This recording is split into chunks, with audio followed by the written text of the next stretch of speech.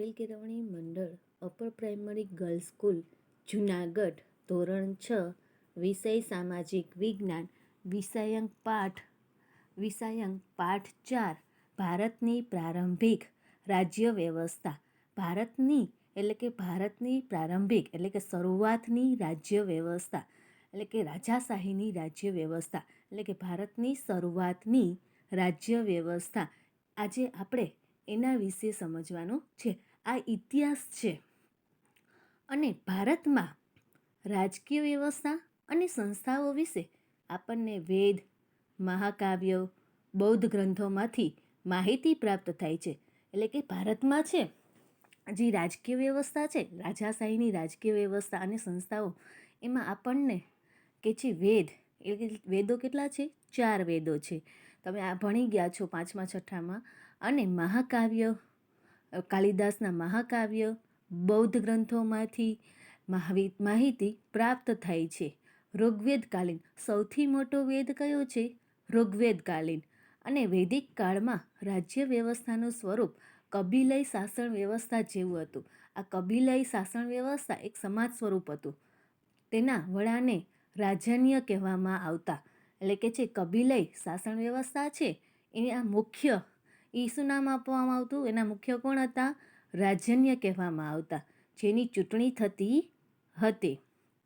સભા અને સમિતિ જેવી રાજકીય સંસ્થાઓ અસ્તિત્વમાં હતી.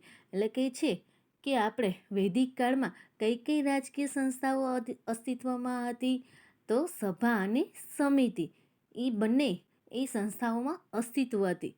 અને આ સમુદાયને વિસ પણ કહેવામાં આવતો. એટલે કે છે આપણે જે ભારતની પ્રારંભિક રાજ્ય વ્યવસ્થાને આ સમુદાયને બીજા કયા નામથી ઓળખવામાં આવે છે?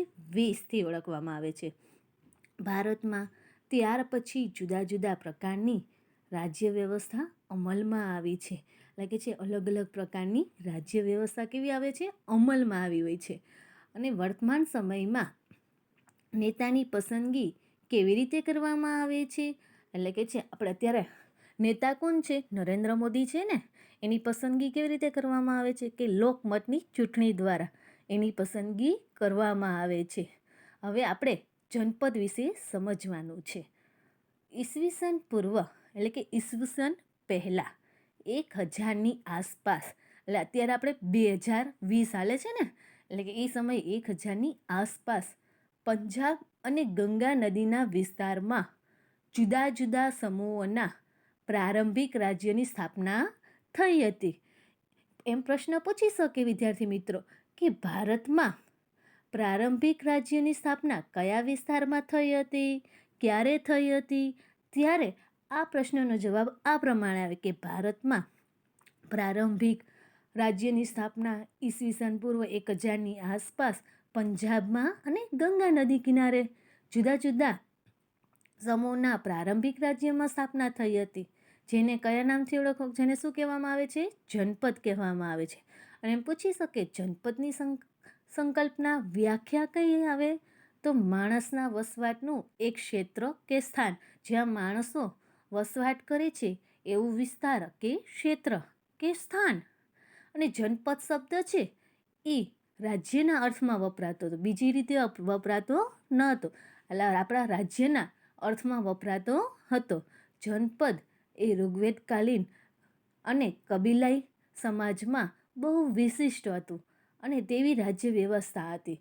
એટલે કે છે કબીલાઈની શાસન વ્યવસ્થામાં બહુ વિશિષ્ટ રીતે આ ઋગ્વેદકાલીમાં જનપદ શબ્દ વિશિષ્ટ હતો. અને કુરુ, પાંચાલ જેવા જુદા જુદા સમૂહના રાજ્યોમાં પણ તેમાં સમાવેશ થયો હોય છે. એટલે કે છે આ કુરુ, પાંચાલ જેવા જુદા જુદા સમૂહોના રાજ્યો છે ને, એમાં પણ જનપદ શબ્દનો સમાવેશ થાય છે. આનો જનપદ શબ્દ હતો. હવે આપણે મહાજનપદ વિશે સમજવાનું છે. ઈસવીસન પૂર્વ 6ઠી સદીની આસપાસ ભારતમાં 16 જેટલા મહાજનપદો જોવા મળે છે. પૂછી શકે પ્રશ્ન કે મહાજનો કેટલા હતા? તો 16 હતા. અને આ મહાજનોના કેટલા ગણરાજ્યો હતા? તો કેટલાક રાજાશાહી હતા તો કેટલાક લોકશાહી હતા. આમ 2 પ્રકાર હતા, પણ મુખ્ય તો 16 જેટલા હતા. પણ આ મહાજનો નીચે આપેલા કોષ્ટકમાં દર્શાવેલા છે. આમ 16 મહાજનો છે એ આપણા ટેક્સ્ટબુકમાં કોષ્ટકમાં આપેલા છે. એમાં જ તમે ટેક્સ્ટબુક ખોલીને જોજો. પહેલું મહાજન પદ છે કે છે અંગ. એમાં રાજધાની કઈ છે? ચંપા. અને વર્તમાન સ્થાનમાં એને પૂર્વ બિહાર કહેવામાં આવે છે. અને બીજું છે વજીર મહાજનપદ. એની રાજધાની કઈ છે? વૈશાલી. એનું વર્તમાન સ્થાન શું છે? ઉત્તર બિહાર. મલર અને રાજધાની કઈ છે? કુશીનારા. અને ગોરખપુર આસપાસનો પ્રદેશ ઉત્તર પ્રદેશમાં આવેલું છે. ચોથું કાશી.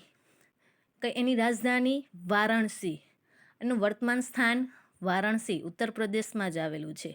મગધ, ગિરિવ્રજ અને રાજગૃહ પણ કહેવામાં આવે છે. એનું વર્તમાન સ્થાન છે દક્ષિણ બિહાર. કોસલ, રાજધાની છે અયોધ્યા, શ્રાવસ્તી. વર્તમાન સ્થાન છે અવધ ઉત્તર પ્રદેશમાં. સાતમું વત્સ, રાજધાની છે કૌશાંબી. અને પ્રયાગરાજ આસપાસનો પ્રદેશ ઉત્તર પ્રદેશમાં આવેલું એ નામથી ઓળખાય છે અત્યારે. ચેદી, સુકમતી એટલે કે છે સુક્તમતી. અને અત્યારે યમુના અને નર્મદા વચ્ચેના પ્રદેશ મધ્ય ભારતમાં પાંચાલ મહાજનપદનું નામ છે. અને રાજધાની છે અહિછત્ર, કંપિલય. અને વર્તમાન સ્થાનમાં એને બદાયુ, બરેલી આસપાસનો પ્રદેશ ઉત્તર પ્રદેશ કહેવામાં આવે છે. સુરસેન, રાજધાની છે મથુરામાં. અને એનું વર્તમાન સ્થાન નામ આપવામાં આવ્યું છે મથુરા પાસેનો પ્રદેશ ઉત્તર પ્રદેશ.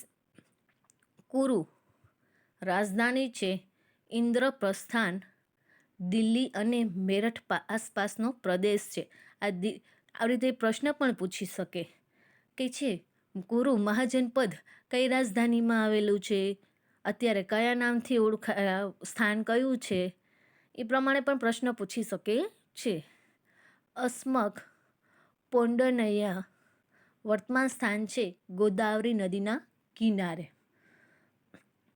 13મું છે અવંતી, ઉજ્જૈયની. માળવાનો પ્રદેશ. માળવાનો પ્રદેશ તમે આગળ ઇતિહાસમાં આવેલું છે. મત્સ્ય મહાજનપદ, રાજધાની છે વિરાટનગર. વર્તમાનનું સ્થાન છે જયપુર રાજસ્થાનમાં આવેલું છે. એની પાસેનો પ્રદેશ છે. ગાંધાર અને એની રાજધાની તક્ષશિલા. વર્તમાન છે પેશવારા, રાવલપીડી આસપાસનો પ્રદેશ. છેલ્લું છે કંબોજ. એની રાજધાની છે લાજપુર. નેતૃત્વ કાશ્મીર આસપાસનો પ્રદેશ છે. આપણે આજે આ 16 મહાજનપદોના નામ છે, એની રાજધાની અને વર્તમાનનું સ્થાન છે. અત્યારે કયા નામથી ઓળખાય છે એનું સ્થાન.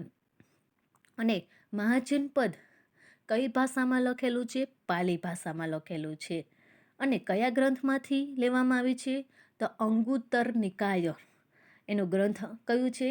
અંગુત્તર નિકાય. અને કયા કાળમાં લીધેલું છે? તો અનુવેદિક કાળમાં 16 મહાજનો હતા. અને કેટલાક મહત્વપૂર્ણ જનપદના નકશામાં પણ દર્શાવવામાં આવે છે. આ નકશો આપેલો છે અને નકશામાં કહે છે જી પ્રાચીન શહેર છે એ લાલ કલરના ટપકું આપેલું છે, એ પ્રાચીન શહેરના નામ છે. ને દેશ દેશ આપેલું છે એ ભારતની વર્તમાન સીમા છે. જી પેશવારા, કુરુક્ષેત્ર, યમુના, મથુરા, અયોધ્યા, પાટલીપુત્ર, એ બધા શું છે? તિષ્ઠાન. એ બધા પ્રાચીન શહેરના નામ છે. પહેલાંના બધા શહેરોના નામ છે. એ આપણે નકશામાં આપેલું છે. આપણા કયા નકશામાં? ભારતના નકશામાં આપવામાં આવેલું છે. હવે આપણે રાજાશાહી અને રાજ્ય વ્યવસ્થા વિશે ભણવાનું છે. રાજાશાહી તમે આગળના પાઠમાં નાગરિકમાં ભણી ગયા છો, સરકાર પાઠમાં. એમાં આપણા સરકારના કેટલા પ્રકાર હતા? એમાં રાજાશાહી હતું. જે રાજાઓ વારસદાર હતા, એનું શાસન કરતા હતા, એની અહીંયા રાજ્ય વ્યવસ્થાની વાત કરવામાં આવી છે. અને જે રાજ્યતંત્રમાં રાજા મુખ્ય હતા, એટલે કે જે રાજા હતા એ પોતે મુખ્ય હતા, તે રાજાશાહીના રાજ્યતંત્ર કહેવાતા હતા. વ્યાખ્યા પણ પૂછી શકે, રાજ્યતંત્ર એટલે શું? તો જે રાજાશાહી હતા એ રાજા મુખ્ય હતા, તે રાજ્યતંત્રને શું કહેવાય? રાજ્યતંત્ર કહેવામાં આવે છે.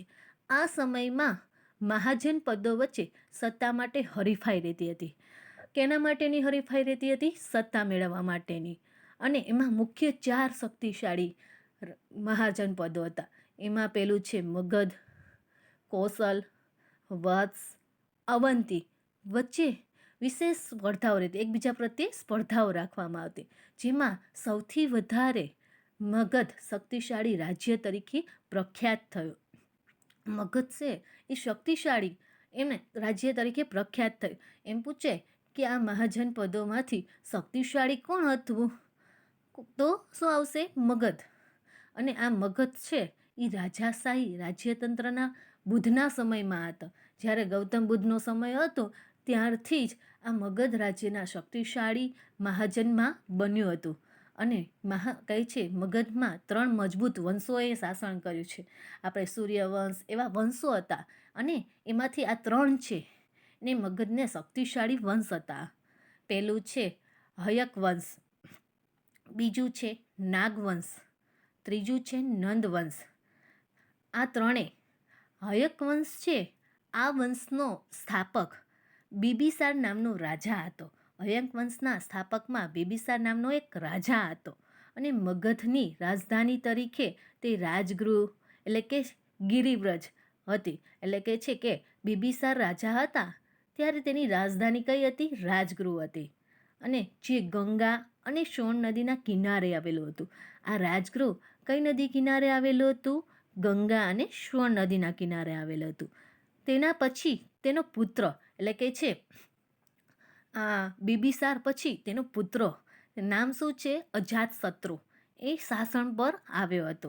એના પછીનું પદ કોને લીધું હતું? એના પુત્રએ લીધું હતું. તેને જે આપણે પેલા નામ કયું હતું? રાજગુરુ હતું. રાજગુરુ પછી એને નામ બદલાવી નાખ્યું, પાટલીપુત્રનું રાજધાનીનું સ્થાન બનાવ્યું હતું. જ્યારે બિંબિસાર હતા ત્યારે રાજગૃહ નામ રાખવામાં આવ્યું હતું. જ્યારે અજાતશત્રુ આવે ત્યારે એને પાટલીપુત્રનું રાજધાનીનું સ્થાન બનાવ્યું હતું. અને અજાતશત્રુએ વજીર સંઘ સાથે યુદ્ધ કરી અને લીછવીઓને હરાવ્યા હતા. કોને હરાવ્યા હતા? લીછવીઓને હરાવ્યા હતા. અને જે મગધનો વિસ્તાર છે એને વધાર્યો હતો, રાજ્ય વિસ્તાર આગળ વધાર્યો હતો. આ હયક વંશમાં આપવામાં આવ્યું છે. બીજું છે નાગવંશ. હયક વંશ પછી કયા વંશની સત્તા પર આવ્યા? નાગવંશ લોકો સત્તા પર આવે. અને શિશુનાગ એક રાજા છે, એને બૌદ્ધ ધર્મ સાથે સંકળાયેલા જો હોય છે. કે શિશુનંગ છે એ રાજાએ બૌદ્ધ ધર્મ સાથે સંકળાયેલા રાજાનો સમાવેશ થાય છે. ત્રીજું છે નંદવંશ. નંદવંશ છે આ મહાપદ નંદ દ્વારા સ્થાપિત. નંદવંશ સૌથી શક્તિશાળી વંશ હતો. આ મહાપદ નામ દ્વારા એને સર્વશક્તિશાળી આ નંદવંશ હતો.